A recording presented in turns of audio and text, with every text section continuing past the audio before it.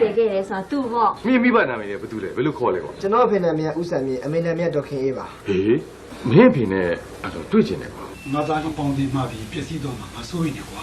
ဒါဆိုလဲငါအိမ်မှာနေခိုင်းလိုက်ပြီ သူကအရှုံးပေးတယ်ခြေရည်ဆိုတဲ့သဘောနဲ့ပန်းပေးတာအေးဘေးဘက်ကခြေလက်တယ်ဆိုလို့ရှိရင်ကျွန်တော်လည်းလိုက်တာအေးဘေးချောကလက်ပို့ခိုင်းလိုက် အဲ့ကျန်တဲ့တစ်ဝက်ကိုသူ့ကိုစားခိုင်းလိုက် မဟုတ်လေနေခန့်ကျွေးခိုင်းတာ 哎，这嘛没啦，现在啥事情都拿了没啦。